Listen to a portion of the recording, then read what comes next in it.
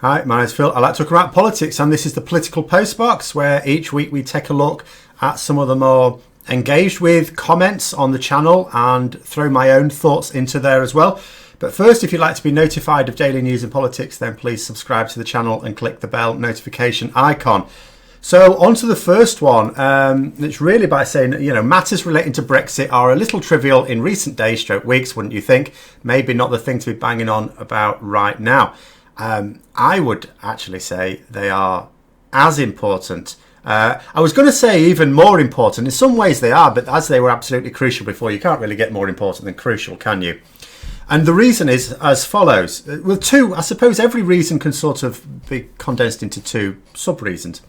The first is that many of the government's measures that have been wrong about the corona crisis have been as a result of their Brexit stance. So we were supposed to coordinate our health department with other European health departments in order to, help share information that will help us all beat this crisis. And we pulled out of that just because of Brexit. That was all there was to it. The Department for Health wanted to engage. Matt Hancock, the health secretary, wanted to engage. Boris Johnson says no. And it's because of this extreme Brexit position he has adopted that means we have zero cooperation with the EU on any matters. The only time we even talk to the EU is to pretend to negotiate a deal that he doesn't want because he wants no cooperation with the EU on anything. Then more recently, an offer was made to us to get involved in the EU's procurement scheme. We were offered 50,000 ventilators. Now, granted, if we were to suddenly take, and it wouldn't be sudden, it'd be over time, but if we were to take receipt of 50,000 ventilators, that would show the government up to a certain extent, because I don't think we've actually got the staff to operate 50,000 ventilators. They take training. But nonetheless, the NHS is saying they need 20 to 30,000 ventilators in the month of April. New, extra, on top of what they've already got. The government have provided them with 30. They say hundreds more are on the way in the next few weeks. Hundreds. Not tens of thousands, which is what they need. And yet, we turned down a scheme that would have allowed us access to 50,000 of them. Why? Because, this was the stated reason, because we're going to do it on our own. Brexit means we do things on our own. That was what they said. That is what Michael Gove said. That is what the nameless Downing Street spokesperson said for Boris Johnson. They tried saying when there was a bit of a backlash, oh, sorry, we didn't realise we were invited. We have since seen minutes, I say we, the press have since seen minutes of meetings stretching right back to January where ministers were offered a place in this scheme. So they don't get to say that actually they didn't realise they could join it. Yes, they did. And again, that was a Brexit position. Then look at what they're still wanting to do. So Boris Johnson and his ministers still insist we're going through with the hard Brexit. Now, I could understand a certain level of still saying, yeah, it's still our aim to leave the transition period at the end of this year, and soften the language so that they could slowly move towards a position whereby at some point in May or June they extend the transition period. They've got the country on their side, or the Brexit supporters. Most of the country would be on their side for that anyway. The Brexit supporters, to bring them round to the idea, yeah, we have to extend the transition period here. But they keep insisting that actually, if anything, the corona crisis means we are better prepared somehow to go ahead with a hard Brexit. So they're hardening their stance. Now, let's look at the scenario. So 31st of December 2020, we leave the transition period. So the 1st of January 2021, we have no arrangements in place. Now, we've seen in recent weeks the panic buying caused by the corona crisis, people stocking up on all sorts of things, clearing the shelves like locusts. But there was no need to do that because our supply chains have not been disrupted. Now, there is an extent to which corona crisis could disrupt that to a certain extent, but it hasn't been. But with a hard Brexit, it would be. So you'll get people panic buying the same things, stocking up on all sorts of things, and we won't have the same supply because there will be tailbacks at our ports for miles and miles and miles because of having to sort through the paperwork all of a sudden. There will be some goods that cannot come into the country, therefore. You cannot have fresh fruit and veg in a lorry stuck for days at a border. It'd go off, it'd spoil. So there'll be certain things that would come in too late. So those shortages on the shelves, those empty shelves would stay empty for longer. That induces extra waves of panic. I'd already talked about this in previous videos. But then also you have the goods that can't come in at all. And well, those shelves are going to stay empty. Then you have the scenario where their idea of a hard Brexit would also mean that farming would be buggered because they're removing the subsidies for farms and they're removing the capacity for farms to get in the labour that they need to be able to pick that fruit and veg. So we have shortages internally as well as externally. And that would exacerbate what was always going to be a damaging crisis in the first place, because without the corona crisis, we were already going to have empty shelves because of supply that would feed panic, and then the demand would go up, and then you'd have high demand, low supply, absolute crisis. Now we're going to have the same thing amplified. So no, it's not trivial to discuss Brexit, because Brexit is making this current crisis far, far worse, not only in terms of the government's response, but in terms of what is going to happen in this country. What are going to be the consequences of Brexit being much more severe in a year's time? It's much more important to keep this conversation going so that people can start to realise, more people than already have done, just what a ridiculous idea not only Brexit in concept is, but in particular the hard Brexit that Boris Johnson has adopted. Next one. So, says here, I'm talking about the fact that legal experts at this point have said the emergency legislation that the government passed, which runs to several hundred pages, has been considered by a number of legal experts, and I'm not one of them, as unnecessary. But I can understand the concept that if none of the measures have as yet from the new legislation been implemented, then certainly they weren't needed. Now, someone's saying here, Phil, Parliament cannot and must not debate legislation like this in case of an emergency like this. If you let Parliament debate and vote on emergency legislation, they will waste crucial time. This is not true, and I obviously wasn't clear enough in the video, because we already have emergency legislation dating back decades.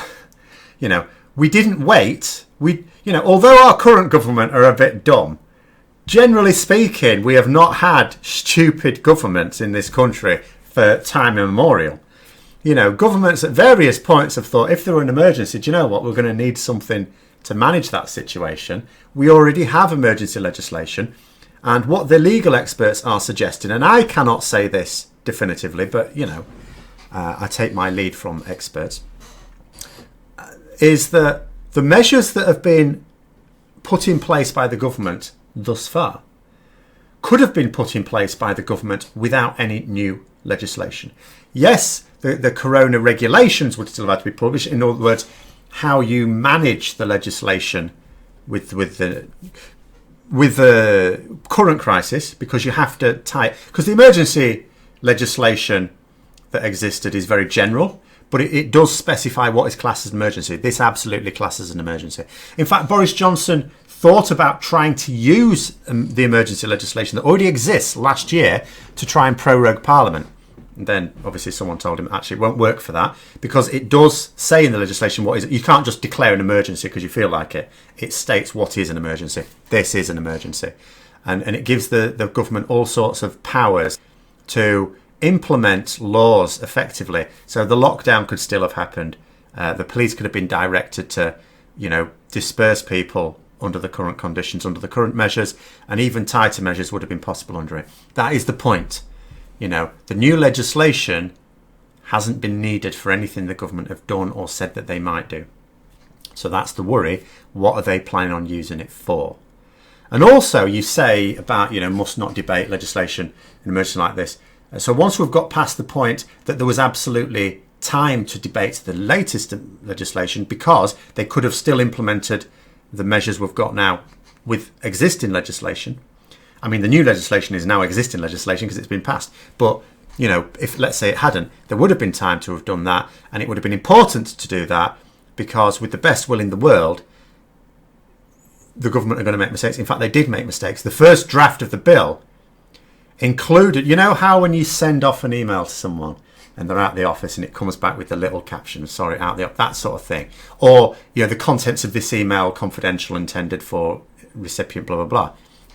There was a section that was just that. So someone had got an email from someone and just copied and pasted it into the bill, the actual proposal. So it hadn't even been proofread. And if it hadn't been proofread, it certainly hadn't been analysed in forensic detail. So what if the legislation allows the government to do something you really don't want the government being allowed to do? Or, from the other point of view, for a bit more charitable, what if the government intend it to allow them to do something that is necessary, but it doesn't because they cocked up the wording? So it is important to debate it. I would sort of accept the notion that, well, in an emergency situation you really don't have time, but we do because it hasn't been used yet. That's the situation. So anyway, next one. So this was a really worrying comment, I have to say. I was very, very worried by this. It says, why not just quarantine the old people and sick people and restart the economy? Because what the author of this comment is thinking, and this is inevitably why people are flouting the measures at the moment, is they're thinking to themselves that the only people at risk are the elderly and those with underlying health conditions, and that everyone else, if they contract it, will just feel a bit rough and get over it. But that's not the case. The elderly and those with underlying health conditions are more at risk. They are especially at risk. The problem is that you've got this lack of clarity with the message. So you've got people thinking, okay, they're being told that the elderly and those with underlying health conditions are particularly at risk. And obviously, the first few deaths that occur in any country are going to be the most widely publicised. At the moment, we're having hundreds of people dying a day. You're not going to have a biography on each individual person. In the early days, you would. And so what you're seeing people that were elderly or had underlying health conditions, or probably both.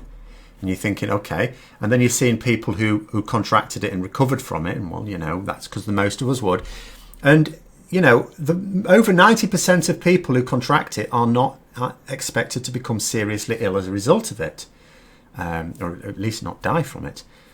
And so you think to yourself, well, you know, and it's natural to think that if those are the only two bits of information you've got, that the elderly and those with underlying health conditions are particularly affected and that over 90% of people will contract it and recover, then it's natural to think like this. But that's not the case.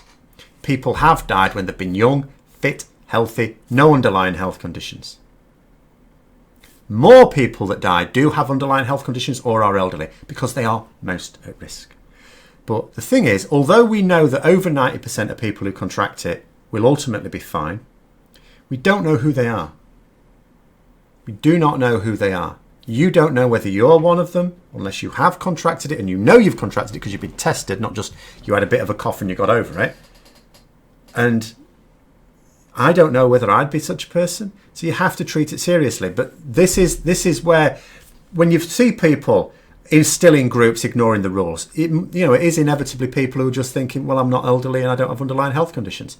And then you might think to yourself, yeah, why not just quarantine these people and get everyone else back to work? Because people think that the only reason we're in lockdown is to protect those people.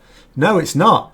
It's to stop the spread of the virus, because the virus is of lethal danger to not everyone, but anyone is the distinction.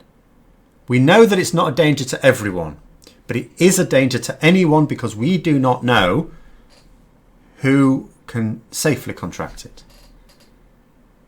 until it's happened. And as I keep saying, I've used this analogy before, it's very much like the shark, the man-eating shark. You know, we're told that things like great whites don't like the taste of human flesh. They only attack us because they think we're seals. But the problem is they don't come up and lick us and go, oh, I don't like that, and swim away. They bite us in half. So by the time they've worked out they don't really like the taste of us, it's a bit late for us. It's the same thing here. If you go around thinking that you're safe from it and you contract and it turns out you're one of the ones who is not safe from it, it's a bit late to be dealing with that now. especially as more and more cases come in and there's more and more pressure on the NHS. We're going to be running out of ventilators that are going to be needed quite soon, according to the NHS. It's a bad time to be contracting it if you are not going to be getting over it quickly. And of course, even if you personally would get over it quite quickly, the other people that you're passing it on to that you think is fine because they are also fit and healthy and young, they may not be. You could kill someone else inadvertently. So this is a worrying comment. It's clearly a belief that is quite widespread. Otherwise, you simply would not be having as many people, taking the risks that they are taking at the moment. Next one. So, in regards to the government's responses here, it says they have got so used to offering unicorns, no change, just more false promises. It is just a repeat of the insane tactics used for Brexit. The deaths do not lie, the figures do not lie, the experts do not lie. Well, anyone that's a person can lie, but the bulk of them certainly not. The results are immediate. Well, the results aren't immediate. I'll come to that in a minute. It says you cannot cover this up. No, you can't really. They are trying, but ultimately they won't be able to. Criminally inept government continues. So in terms of the fact that they're just repeating the insane tactics used for Brexit, they are. Whether it's insane from their point of view is debatable, because from their point of view, it's positive reinforcement. It's worked. And you've got to bear in mind, the reason why these people used the tactics they did for Brexit is not because they thought, do you know what, should we try this out? They didn't, when they were already in their 50s, these people, think, should we try this out? No, they'd gone through their whole lives knowing that it works, because it always has for them. So they've had that positive reinforcement throughout their lives. Talk crap, but do it confidently, and people will believe it. They understand that, they've lived it, they've got through their whole lives. Look at some of the people and what they've done before becoming politicians, and like Boris Johnson and Michael Gove. They didn't do anything where any level of expertise was required. They didn't do any jobs where they had to be right. They just had to be plausible. So talking shit but doing it confidently were the skills that they built up. So of course they're repeating the same tactics. Why wouldn't they? They've always worked in the past.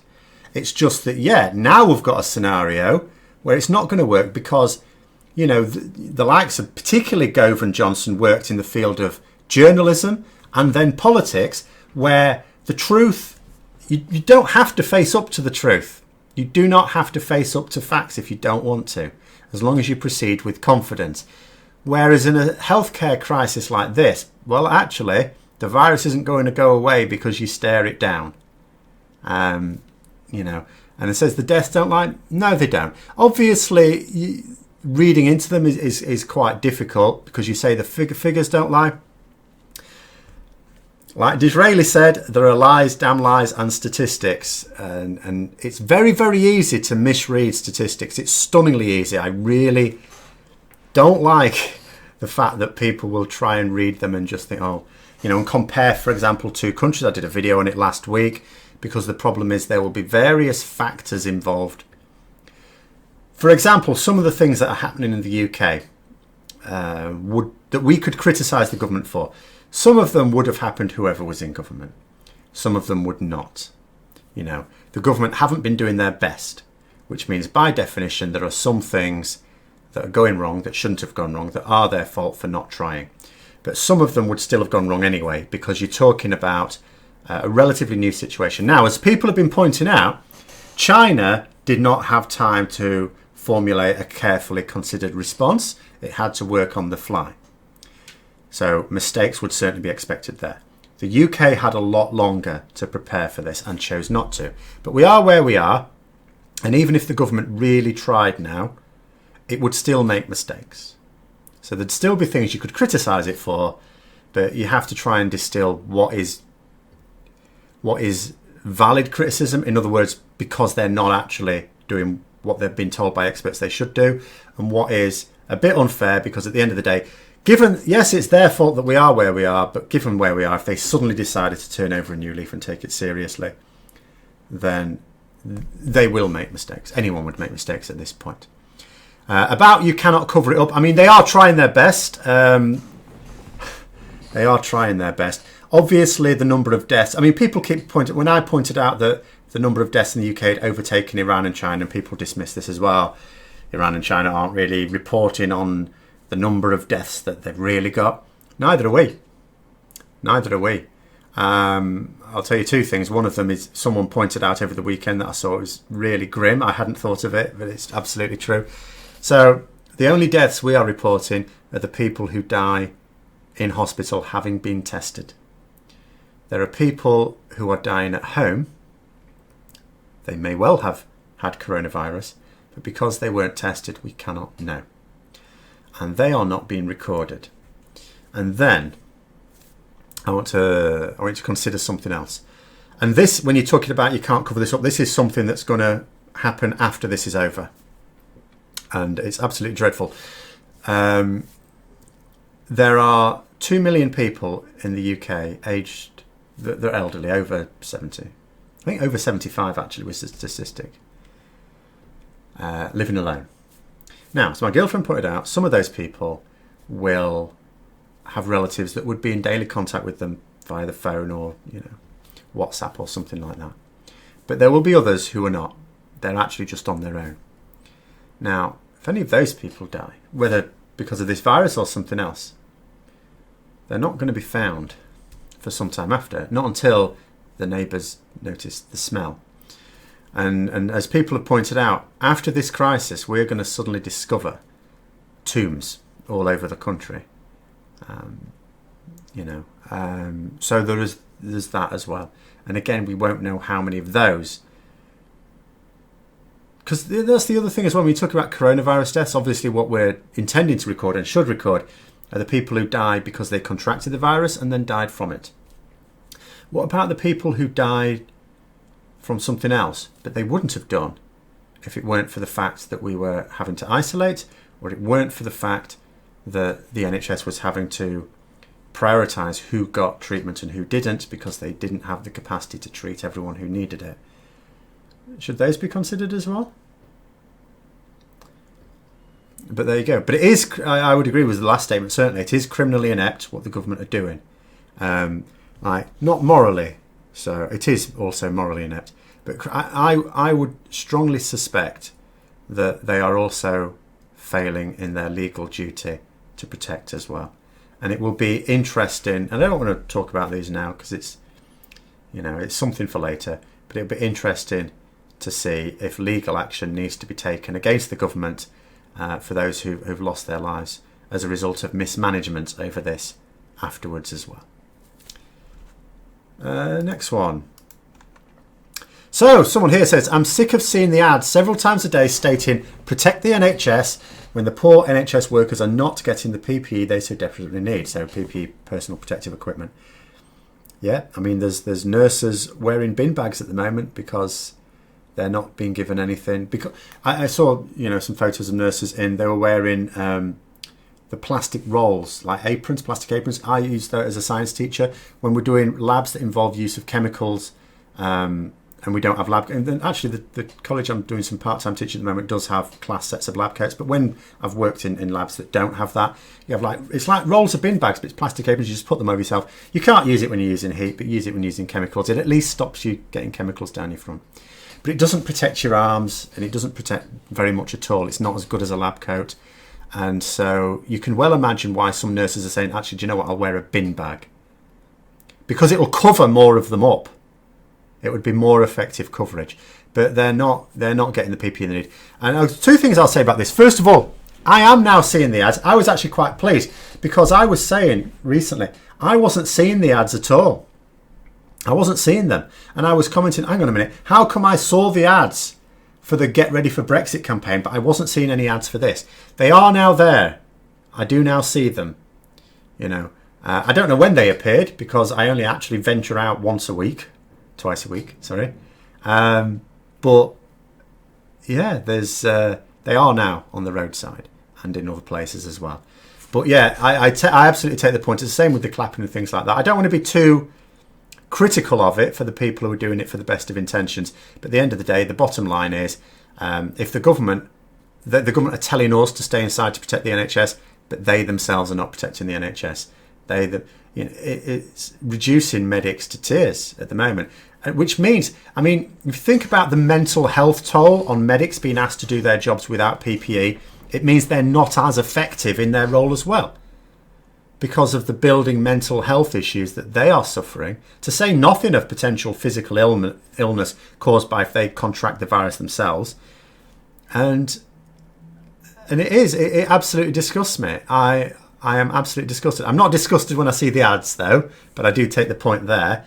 But I am disgusted that, the government are telling the rest of us to do a thing to protect the NHS when they, who, man for man, have the most impact on the NHS, because Boris Johnson could overnight change that. He could, with a stroke of a pen, order a load of PPE.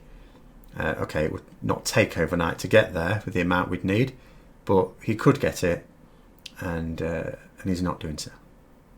Not doing so. And it is disgusting. I am appalled by it. Next one says, does anyone feel that Boris isn't ill, merely hiding away like he does at any difficult time? This is actually quite a serious one. There's an awful lot of people saying that they don't believe he's contracted the virus. Now, he could be lying. I don't deny the possibility. The problem is that people are basing... in fact, there's some people who are just saying, I straight up don't believe he's got it. And they're basing it on nothing more than the fact that he's a lying bugger. I mean, just because he could be lying doesn't mean to say he is. There's a couple of things about it. First of all, people going, do you know what? He's been doing these things, and not once has he had one cough. He hasn't got it. And there's two things about that. First of all, when you get a cough, if you only have to speak for a short amount of time, you can suppress a cough. I, at times, I haven't at the moment, thankfully. I wouldn't have any idea what it'd mean if I got a bad cough, because when I get ill, a cough is actually one of the main things I get. When viruses are going around, for some reason I just get coughs, and they last for quite a while. But you can suppress them, when you need to talk for any length of time. Like, when the last time I had a cough and I need to do these videos, I was just dosing myself up with throat lozenges and hot lemon. I have a kettle on this desk specifically for when I have a cough, so I can do. At the moment, actually, it's for pot noodles, but it has been used for that as well. And the other thing is, a cough doesn't always come along with the coronavirus. It's not a definite. It's not like if you don't have a cough, you haven't got it. It's not. There's even people who are so seriously ill with corona that they have to be hospitalised who don't have a cough. Don't go thinking just because it's one of the indicators that it is a symptom. The only symptom that accompanies everyone who's got it is a fever. The rest of it, your body responds in different ways. Of course your body responds in different ways. If it didn't, then if you contracted it, you would either be certain to die or have 0% chance of dying. If it affected everyone the same, it doesn't. And then the other thing is about him hiding away. Now, he doesn't need to have contracted it to hide away. He could just say he's self-isolating for whatever other reason. He could say he's self-isolating just to show solidarity with the country. If he just wanted to avoid going to the press conferences and sending other ministers in his place instead, he could just do that. Bear in mind, he did all this before anyway. Long before all this, before the general election, he used to regularly get other ministers to deputise for him in Parliament. Didn't even turn up to Parliament when he was supposed to. He has no qualms about hiding away and putting other people in his place. He wouldn't need to come up with this sort of lie to do it. He didn't bother to come up with a lie when he used to do it last year. He just did it. Oh, I've got important things to do. Well, he could say the same now. He could say, it's important informing the public, so I'm sending the Minister of Health to do it, or the Chancellor, or whoever the hell.